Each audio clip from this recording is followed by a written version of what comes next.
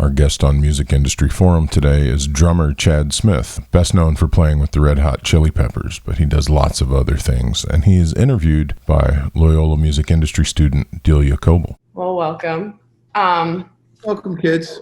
The first question I have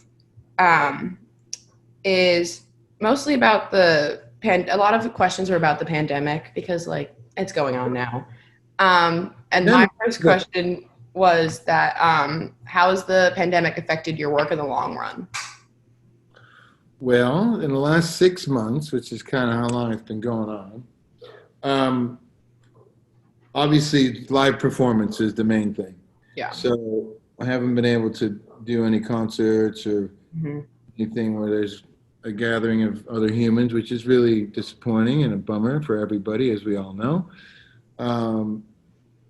I guess the one upside of, as far as that goes, is that, once the 2 months went by, in March and April, we started just the four of us in the Chili Peppers getting together and in a safe place, and we've just been writing music, and which has been great because that's what we wanted to do anyway. We were going to play some concerts in May and June, but obviously those got postponed. Yep. So yeah, just being in a safe place to be able to make music has been kind of a one silver lining of this whole thing is we can just concentrate on that because there's nothing else to do. Yeah. And we're lucky that we're able to do that. So that's really all I've been doing, and recording. I've been recording with my friend that I work with a lot, the producer musician Andrew Watt, and so he's been working a lot, and I come in and play drums with him whenever he needs me on any of his recording sessions. So that's continued as well. That's cool. I have a feeling when it is safe to go and gather in places and watch concerts, there's going to be a lot of music that's going to come out.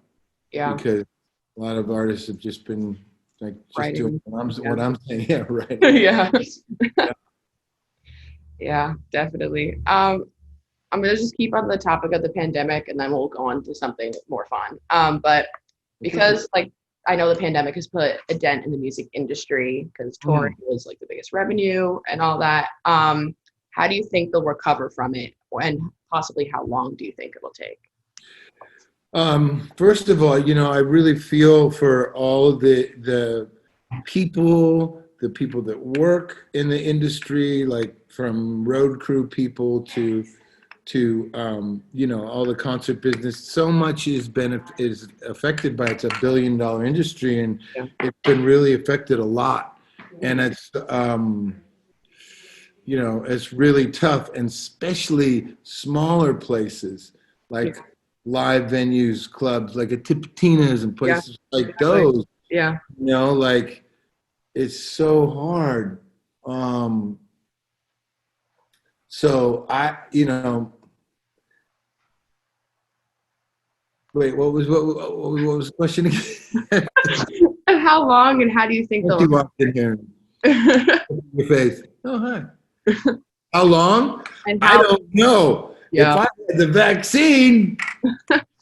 Also, how do you think they'll recover from it? Until everyone, look, they're doing the drive-in stuff and they're doing your cars and the virtuals. I get all that, and that's cool, and it's a good way to experience it.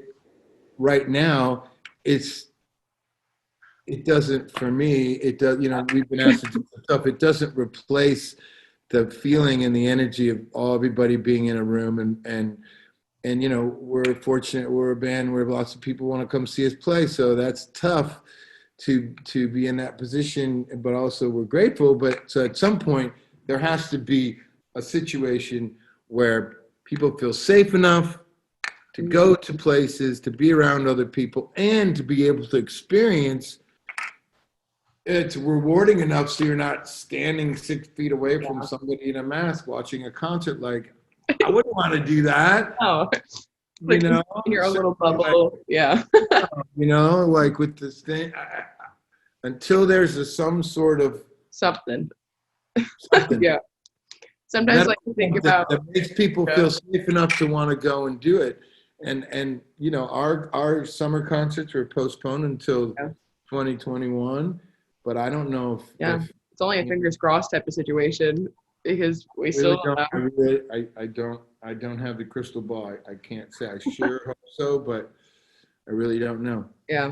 It's really interesting to think about how close people used to be at concerts, or just like how close in general people used to like congregate. Because like now the thought of someone being that close to me, I'm like, oh my God. But like, you just walk past people and I'm like, oh my gosh, yeah. Such a weird,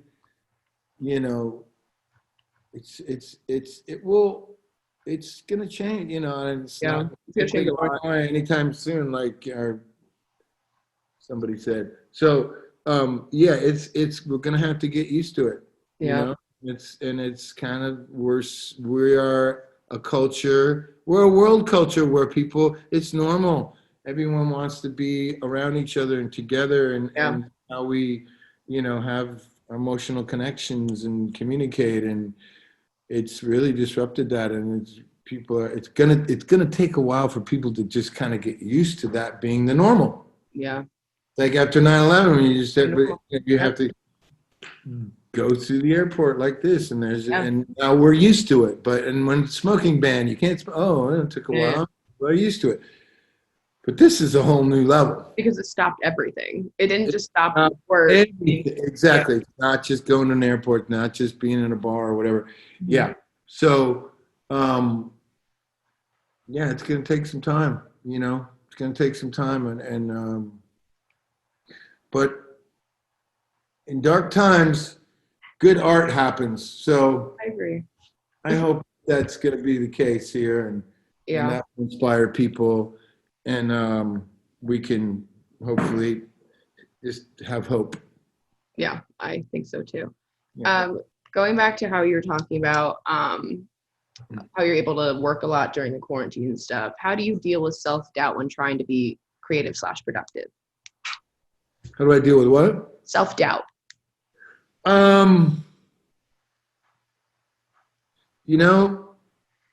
Everything. You're always, any artist is always affected by their surroundings, whatever it is, if you're authentic about it, unless you're playing a part or you're on purposely trying to be something else.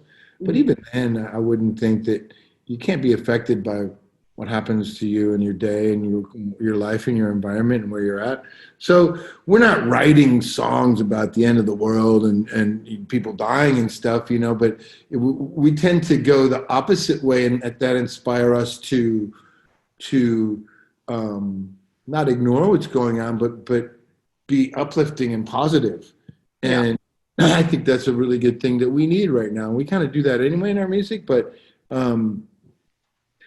that's the feeling of like, man, we're lucky to be able to do what we do and have this opportunity. Not because of the right reasons, but let's make something positive out of it. So I try to kind of check it at the door when you have your mask on and you got to go into the studio at the door, and take your temperature, and they wipe your feet, and you're in this sort of bubbly thing. Right. Once that leaves and you're just in a room with the other guys who you like to make music with and be creative, that kind of goes by the wayside. And the more you do it, the more you get used to it. And I look forward to that more than ever now. It's like a really positive thing in this crazy world that we're in right now, to be able to do what I love to do with my friends, and hopefully something really good is going to come of it, and people will get to hear it, and maybe it'll affect them in a positive way too. Yeah. I agree. Let me think. Oh, I like this question. This was one of my questions. Of course you do. You've been a part of different projects throughout the years, such as Chicken Feet and the and the children's album with Dick Van Dyke. How have these different experiences shaped you as the artist you are today? It's always good to play with other people, and I love the human connection of playing with other people. And it's important to play in the room in your basement, wherever you're at, and learn your chops and have techniques so you can express yourself on your instrument. But especially being a drummer, not really a melodic instrument, certainly in rock and roll, I'm part of a rhythm section. I need other people to play with. Mm-hmm. I need notes to make music. So I've always loved all kinds of music, and I love playing with other people whenever possible. I've been in one band for 2 years, on and off, and it's great. And I've been able to express myself as an artist and musician in that band. I've been really lucky. Mm-hmm. But you still, you like to play. I do. I like to play with other people. It's just fun, and get to explore a different musical side. I'm not going to do a Chili Pepper sounding band. Yeah. But I do, other sort of things. And it's a challenge because when you're in a band, it's a different kind of thing. And when you're playing with other people, even if it's other bands, you kind of have to wear a different hat. You have to, I just try to think of well, how can I make this better? I think that's really important to not oh, this is my band, I'm doing my thing. It's no, I'm being supportive in my role in that musical situation, in any musical situation, but especially I love playing with other people, and it's just really fun. And then when I go back to playing in the Chili Peppers, it's I have fresh ideas, and it's like being married, and then you go and you get your mistress on the side, and you go back to your marriage, you spice it up. So I've heard. Can I confirm? That kind of leads into my question about did any styles push you out of your comfort zone? That with people you played with? Yeah, if I'm in I grew up playing rock and roll music, so that's my heart and my soul. That's where I feel most comfortable. So I love lots of different kinds of music. I love jazz, but it's not my I don't feel it's an own, that's I can kind of do it, but it's not really authentic. So that's a challenge for me. And playing really reggae is a challenge. I suck. You're that's the one I can't. That one. I could technically, but it just sounds like it's not good. So that would be something that I would, if I was to get a gig in a reggae band, I would have to put a lot of work in. It's, Delia, there's so many different kinds of music, and there's always really good stuff in country and blues and reggae and jazz and whatever.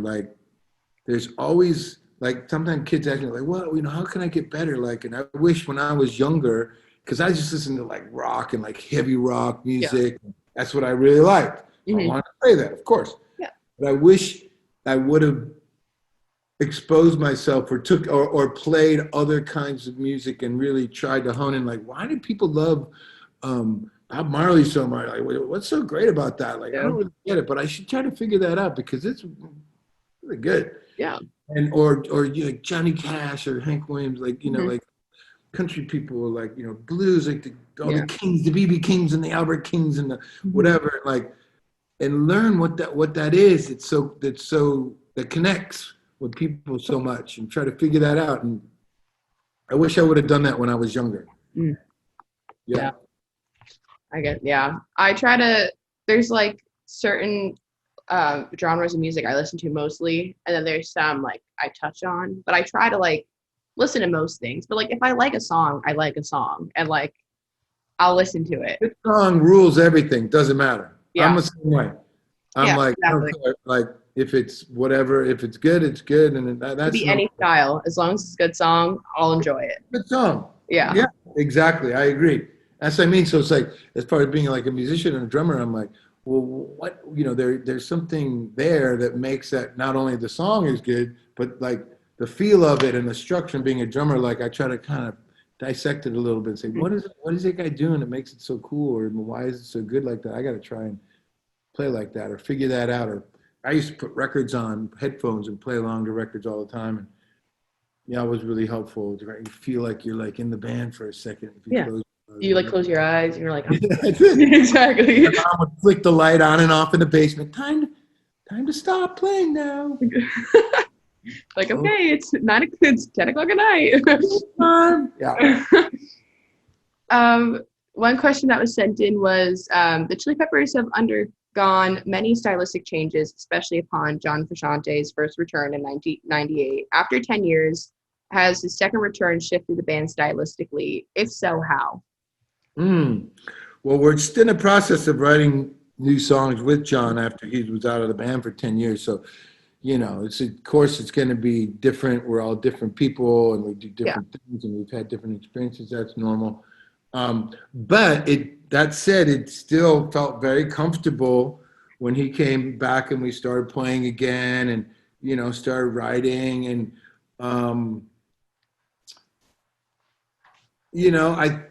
I can't say for sure right now, but the stuff that we have so far, it just feels like a pretty organic extension of like what it would be like if you got back with your old girlfriend after a while and like, oh, this is familiar, but this is a little bit different. It's new, yeah. Yeah, it's old but new. Yeah. I mean, and he's just talented musician and songwriter, and he's dedicated, and everyone's really excited about this kind of new shot in the arm, and we do have something special for some reason when the four of us get in the room and make noise together. It makes a pretty good racket. So, yeah, I think it's going to be cool. There's fast and slow and loud and soft and a little bit of everything, Yeah. So it's great. Yeah. That's awesome. This is just talking about like influences. If you can only choose 3 drummers that have directly influenced you, who would they be? 3? Yeah, I know. I was like, that's Well, so I'll stick to like rock and roll because that's my main thing. I would say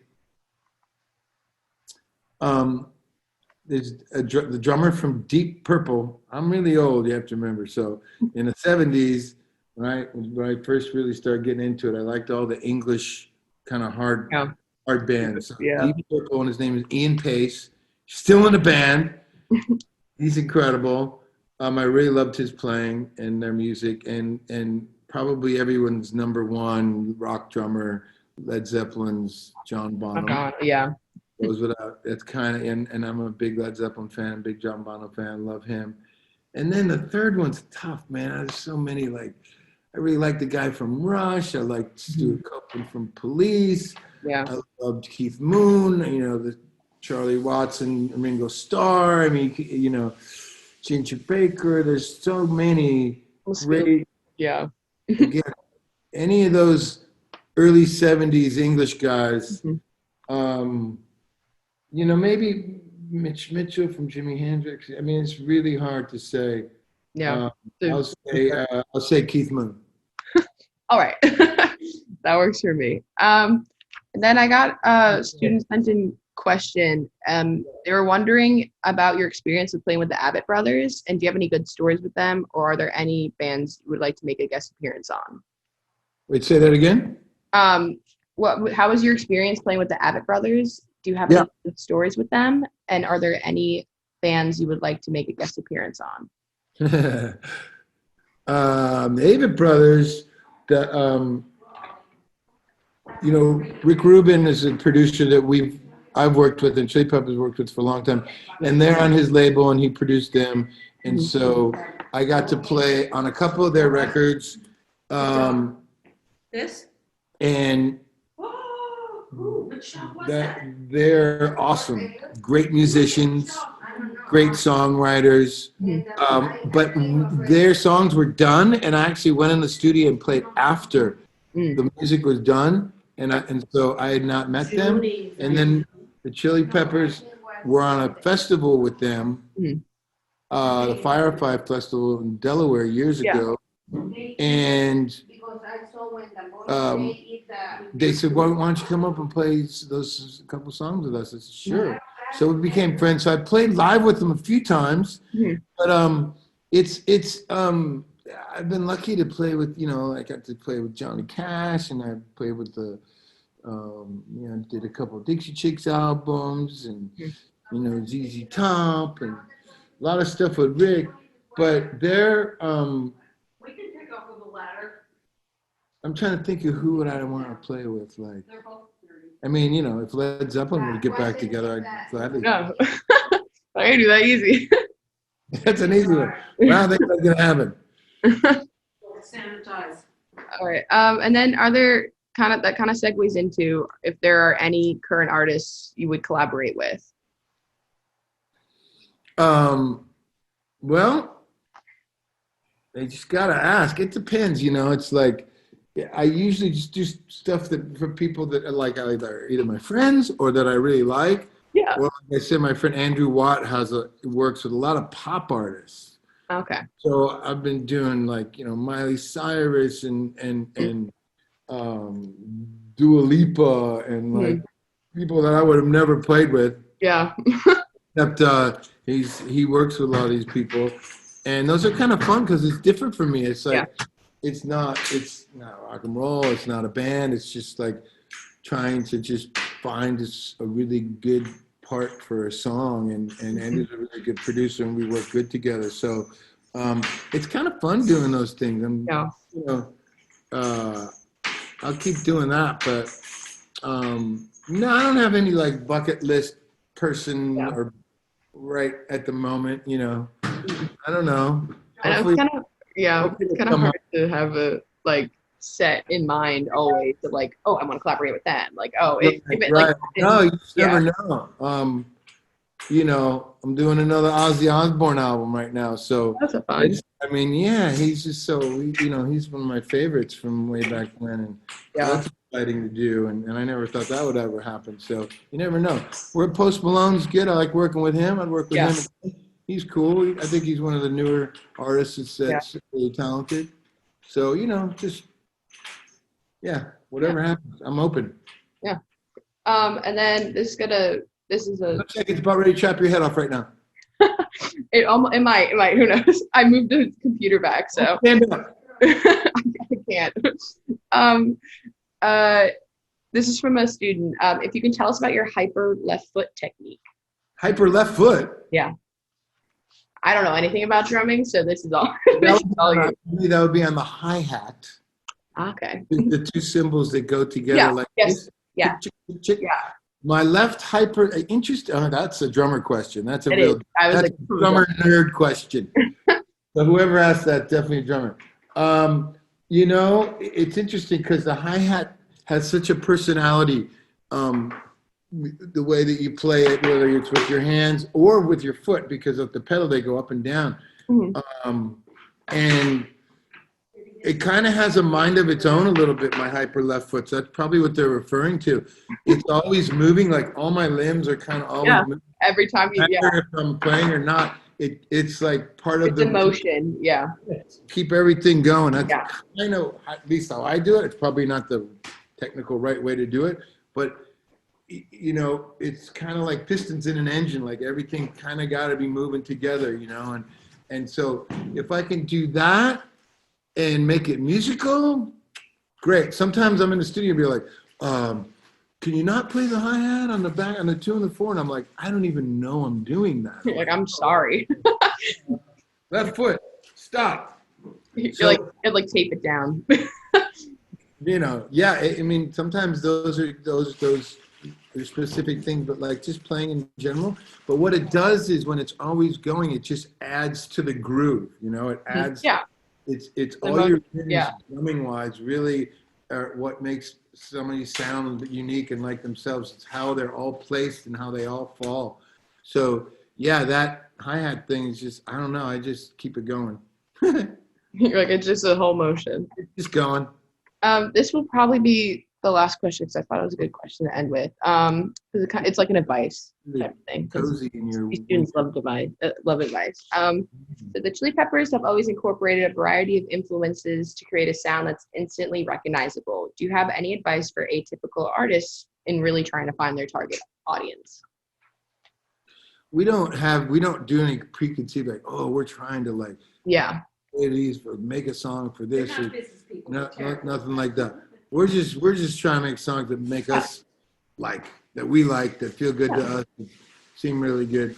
But if you can find like-minded people that like, and that doesn't mean that they like the same music that you like, because we all kind of like different music, and I think that's an important part of if you have everybody likes the same stuff, it's not going to be diverse enough, I think, to have what your was about a unique sound.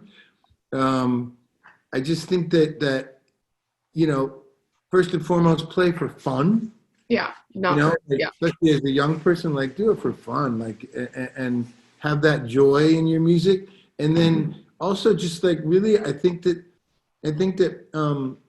if you can find other people that are dedicated and really want to do it for the right reasons, and maybe you're having fun in your dorm room or your basement or whatever, and then you're playing other people's songs and it's fun, and then you go and you play a party and people like it, and then maybe we could try and write some songs, and then just a natural progression. Not like, I think in the world today there's so many the American Idols and all the I want to be famous right away and all that stuff, and it's part of our youth culture is a little bit of that. There's no shortcuts. You got to put the work. Exactly. Yeah. So that's important. And man, if you're down in New Orleans, you're in the best place. That's where rock and roll, I think, was invented. A lot of people say, Memphis and all that, and Elvis. New Orleans, man, it's an amazing place to with such a rich history, and it's such a beautiful city, and so unique, and so soak that up. Yeah, I think as a student at Loyola, I think a lot of the brass band in the music industry program tend to want to like have a set answer of like, this is how you do it and this is how you do it, and it's not that way. It's not. Really don't think so. It never will be. Just be the best you can be and work hard at it and be dedicated and do it because you love it. Yeah.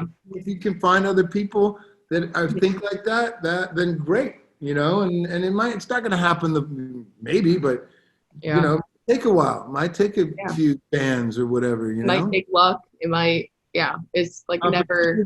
Luck, hard work, when those things all come together, then good things are going to happen. But it's, it takes time. You have to be patient. That's the thing. Like kids give up easy. Oh, this isn't going so good. Like we've only been together for 3 months and we don't have a record deal or whatever.